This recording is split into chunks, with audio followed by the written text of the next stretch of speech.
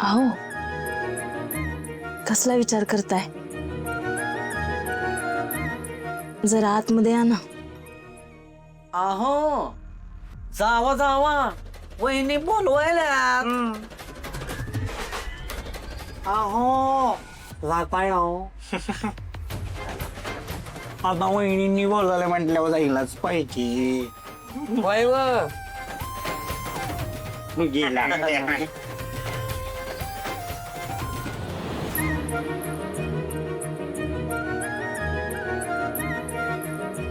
लालीजी, काय हो तुम्ही? हे असं सगळ्यांसमोर नका बोलवत जाऊ. पोरं चिडवतात परत, लयच आवडतात पोर. मग काय झालं? मी माझ्या हक्काच्या नवऱ्याला सगळ्यांसमोर बोलवू पण शकत नाही का? आणि कधी कधी चावटपणा केलेला चांगला असतो, नाही का? काय हो, बाहेर सगळे माझ्या दिसण्याचं एवढं कौतुक करत होते, पण तुमचं लक्षच नाही ना माझ्याकडं. एवढी छान साडी नेसली, एवढं सजलीये मी तुमच्यासाठी, आणि तुम्ही साधं कौतुक पण नाही केलं ना माझं. अहो, मी बोललो नाही म्हणजे तुमच्याकडे लक्ष नाही असं नाही. मग कौतुकाने केलं? नाही असं काय नाही. हो, छानच दिसतंय की तुम्ही. छान दिसते. हे सगळ्यांसमोर का नाही बोललात? तेव्हा गप्प बसलात. लालीजी, सगळ्यांसमोर कसं बोलणार? तुम्हाला तर माहिती मला किती लाजायला होतं सगळ्यांसमोर, म्हणून. पण तुम्ही लय भारी दिसताय बरं का. लय म्हणजे लयच भारी दिसताय. मी खरं सांगतो, कोणाची नजरच नाही लागली पाहिजे. वर काय झालं इकडं? माझ्या बायकोला कोणाची सुद्धा नजर नाही लागली पाहिजे. असं वाटतं तुम्ही कायम माझ्या मिठीत असावं, कायम.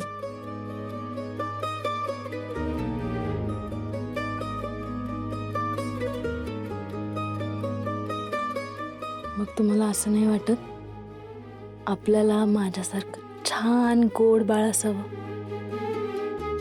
मुलगा किंवा मुलगी काही चालेल. आता हिला कोण सांगणार? मला या सगळ्यात नाही अडकायचंय बाई. जी बाई माझ्या गळ्यात पडते ती जगातून उठते. पण त्या आर्याला कोणीतरी आधीच वर पोचवलंय. तिच्या घरातून प्रेग्नन्सी रिपोर्ट शोधायला पाहिजेत. अहो, बोला की काहीतरी. तुम्हाला नाही वाटत आपलं बाळ असावं? लालेजी, हा आपण ह्याच्याविषयी बोललोय की.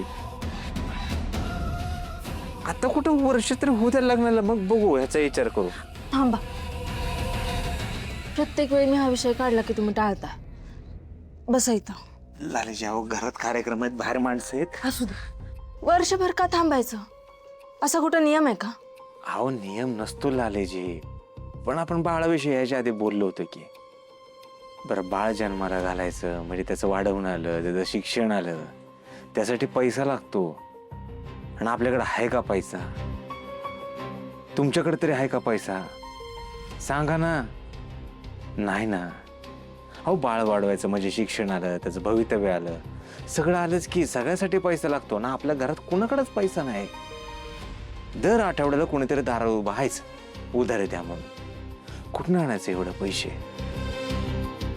अहो, पैसे कमवू द्या. माझं दिवस रात्र झटणं, जीवाचा आटापिटा करणं, हे कशासाठी चाललंय? सगळं पैशासाठी. आणि मी हे जे सगळं करतोय ना, ते फक्त आणि फक्त पैशासाठीच करतोय लालेजी. पैसा येऊ द्या, मग बघू बाळाचा विचार करू. हा, पण त्याआधीच तुम्ही पळून गेलात तर?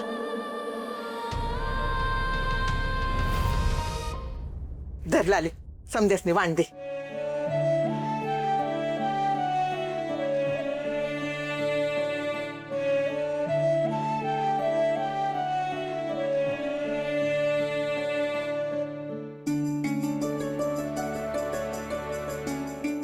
काय मग लाली, यावर्षी पाळण हलवायचा विचार आहे का नाही? हा, बघू. चाललाय विचार. गोपाळ, हे गोपाळ, कुठे गेलं गोपाळ? काय झालं? काय सरपंच, कसली एवढी गडबड? गावात काय पुन्हा कांड झालं काय? अहो आप्पा तसं काय नाही, काम होतं जरा गोपाळकडं. ऐ, पैशाची मदत वगैरे पाहिजे असेल तर अजिबात भेटणार नाही हा. अहो पैसे कशाला पाहिजेत? पैसे नाही, गोपाळ पाहिजे. म्हणजे ऍज अ सरपंच गोपाळला आग्रहाचं निमंत्रण द्यायला आलोय. कसलं निमंत्रण? ते देवळातलं दागिनं सापडले ते सगळ्यांना माहितीच आहे ना. मग त्याचं काय? ते गुरुजींना सुतक आहे ना. त्यामुळं देवळातलं दागिनं देवावर गोपाळच्या हस्ते चढवावं अशी आमची सगळ्यांची इच्छा आहे. नाही, तुमचं बरोबर आहे सरपंच साहेब, पण कसं आहे, हे काय स्वतःला एवढा मोठा नाही समजत. अहो गुरुजी कुठं, मी कुठं. हो तर आलाय मोठा, तो तर लय आतल्या गाठीचा आहे.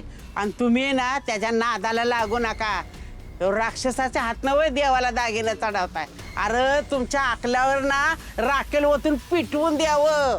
गोपाळ, तुझ्या हातनच देवाला दागिनं चढलं पाहिजे.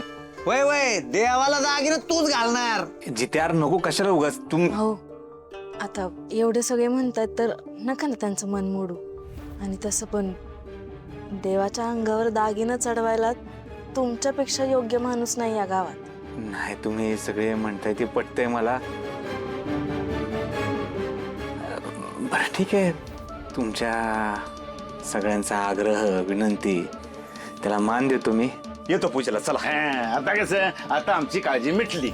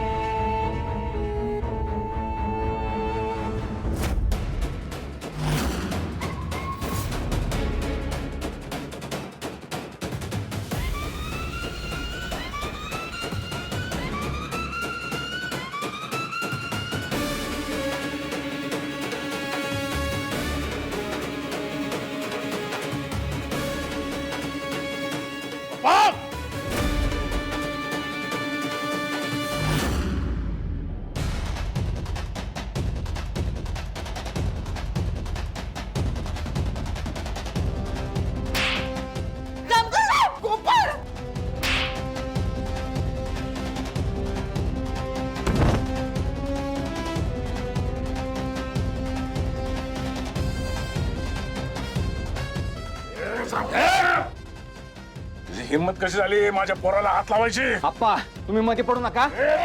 देशमुख,